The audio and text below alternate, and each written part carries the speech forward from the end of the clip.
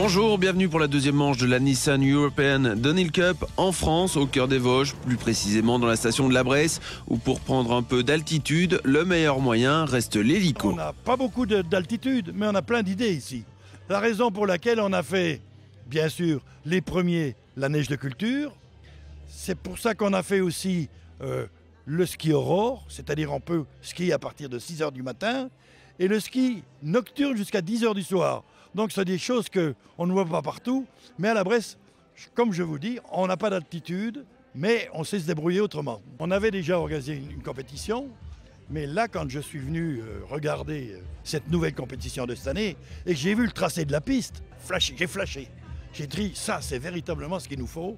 Il y a la technique, il y a la pente, il y a tout ce que les jeunes demandent, et je pense que plus tard, on va développer le VTT, la descente VTT, parce qu'il y a beaucoup de jeunes maintenant qui s'y intéressent et ce sera le projet de rajeunir la station. Il n'y a pas que le ski ou le VTT pour s'envoyer en l'air à la Bresse. Petite visite au bol d'air où nous attendent le fantasticable, du saut à l'élastique et des parcours d'acrobranche.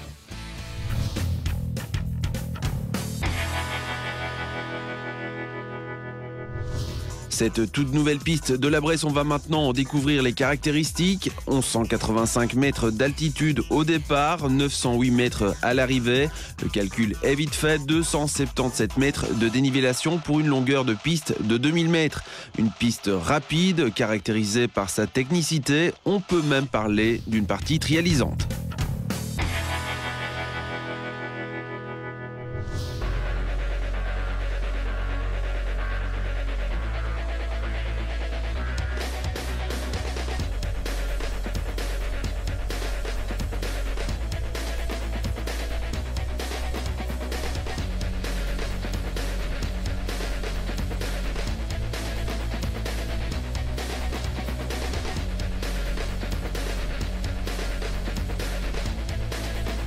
Après les pentes italiennes d'Argentera, les organisateurs de cette Nissan European Downhill Cup ont voulu laisser la barre assez haut avec ce tracé rapide et très sélectif. Ils seront quelques-uns en effet à goûter la tourbe vosgienne ou les aiguilles de sapin au cours de ce week-end où les sensations étaient au rendez-vous.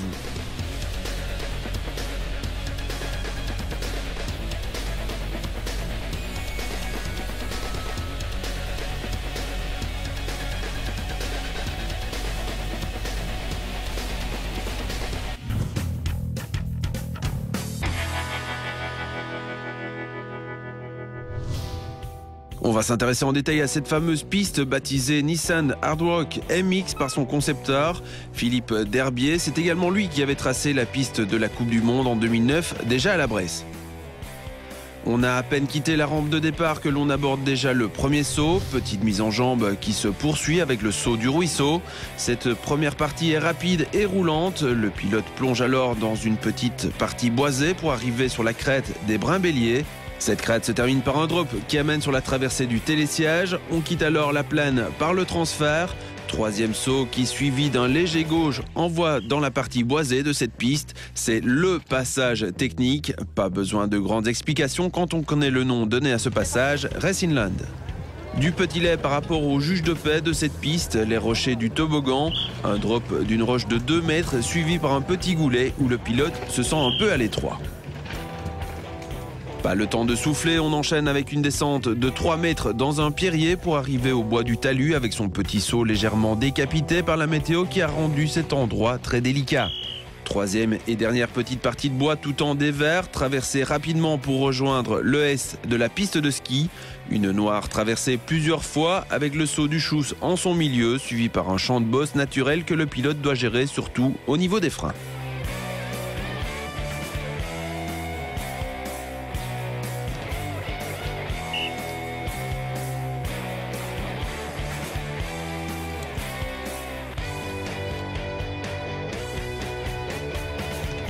On aborde alors la quatrième et dernière partie de cette piste plein pot, partie la plus aérienne avec un saut de table. Le truc, s'appuyer sur le talus qui précède à gauche pour se placer et aborder ce gros jump.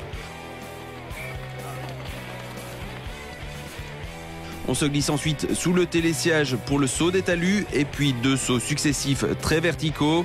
Le jump airline qui amène à l'arrivée avec un dernier kick.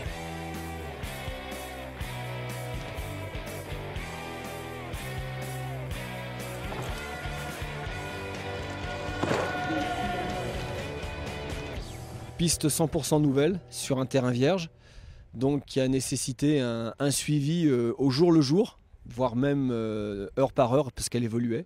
Moi, ce que j'ai recherché, c'est surtout de mettre en valeur le pilotage comme à chaque fois. Quand j'ai tracé la Coupe du Monde l'année dernière, j'étais aussi dans cette volonté-là de faire la promotion du pilotage, du VTT descente, pour le plus grand public, pour le plaisir des pilotes, pour qu'ils aient du plaisir à rouler. Et donc à partir de là, ce qui est essentiel de mon point de vue, c'est d'avoir des choix de trajectoire pour que chaque pilote puisse exprimer son propre talent. La piste est très bonne, c'est très rapide, il n'y a pas tellement de bois, ça veut dire que les spectateurs suivent les pilotes pendant un long moment, c'est très bien. Je pense qu'on peut être qu'impressionné. Il me semble qu'il y a des risques importants qui sont pris et une technique incroyable de la part de tous ces jeunes, ou peut-être moins jeunes, je ne sais pas, mais qui descendent à une rapidité incroyable. Si la manche est renouvelée, on sera bien sûr présent. J'ai vu la piste, je l'ai pratiquée à pied et on ne tient pas debout. On ne tient pas debout à pied.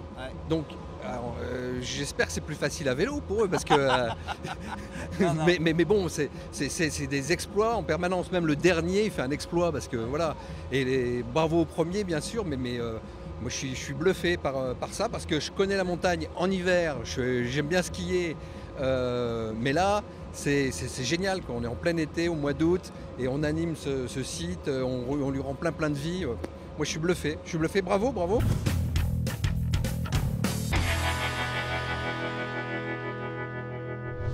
Conscient du spectacle qui allait être offert, près de 2000 spectateurs étaient venus tout au long des 2 km du parcours pour assister aux 2 premières manches de la journée et puis à la super finale. Objet de toutes les attentions, les 3 filles qui ont participé à cette manche européenne de la Bresse. Elles ont été reprises dans la super finale avec les 25 meilleurs pilotes masculins. La première à s'élancer est Johan Mueser, qui connaîtra un passage plus que délicat dans les rochers du toboggan. Dur ensuite pour la Suissesse qui terminera à la dernière place de cette super finale.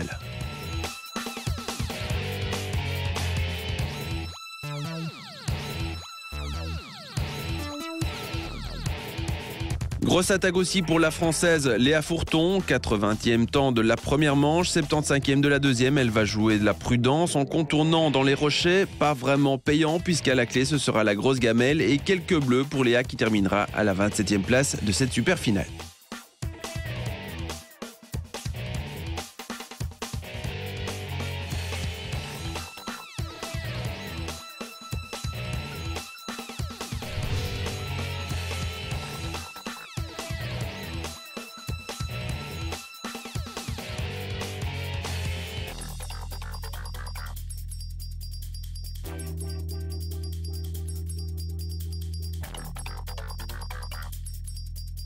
Le passage du rocher ne réussit décidément pas à nos chères demoiselles. Léger problème de trajectoire pour Caroline Sachs qui se fait prendre dans la toile. À l'arrivée, ce sera tout de même le meilleur temps chez les filles et le 25e chrono de la super finale. Place maintenant à la testostérone et au mal de cette super finale. Premier à s'élancer, le Français de 19 ans Arthur Esslinger, 24e temps de la première manche. Il va améliorer de 3 secondes en deuxième. Mais malgré un bon passage, ce sera plus lent en super finale. Il prendra le 25e temps scratch de cette étape de la Bresse.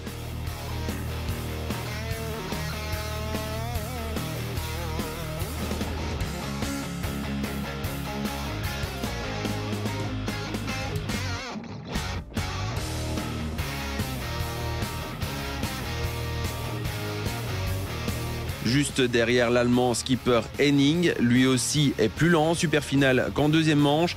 En cause, cette vilaine et sans doute douloureuse chute dans le champ de bosse.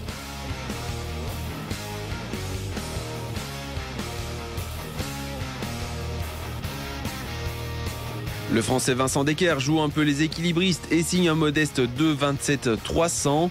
3 dixièmes plus lent qu'en deuxième manche. Pour le moment, les pilotes se traînent un peu dans cette super finale.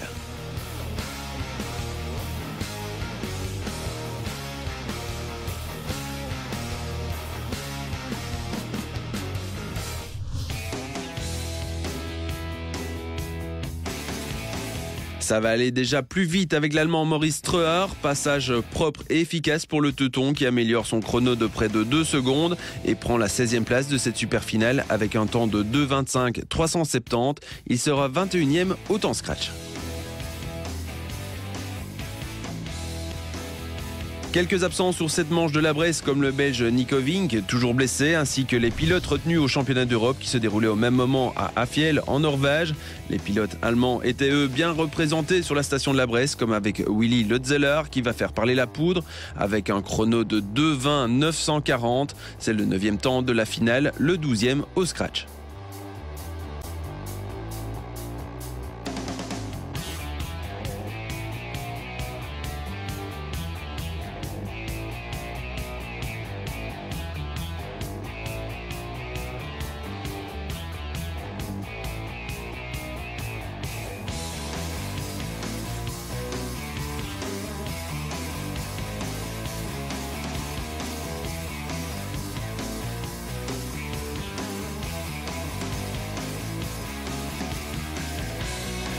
Benny Strasser fait lui la super finale sans forcer, malgré un petit coup de chaud dans le champ de bosse. Pépère, l'Allemand termine en 2:22, il n'est que 17e au scratch.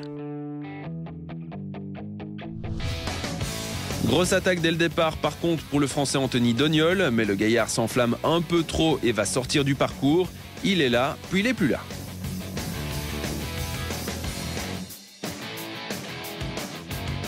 Ça ressemble au championnat d'Allemagne, mais on est toujours bien dans les Vosges, dans la station de la Bresse avec Yannick Filter, l'Allemand de 22 ans qui est le premier à passer sous les 2 minutes 20.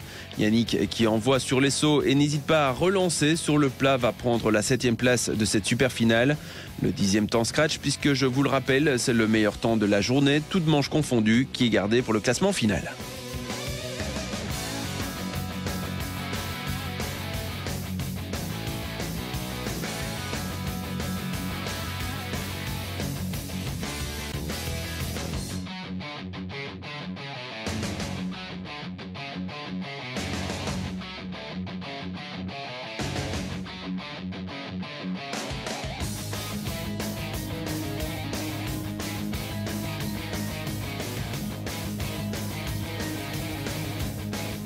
Après une première manche catastrophique lors de laquelle il avait chuté, Thomas Escudier a fait mieux que de se reprendre en deuxième manche avec un 14e chrono et encore 3 secondes de moins en super finale pour le Français qui au fil des passages trouve ses marques sur cette piste qui évolue après chaque passage.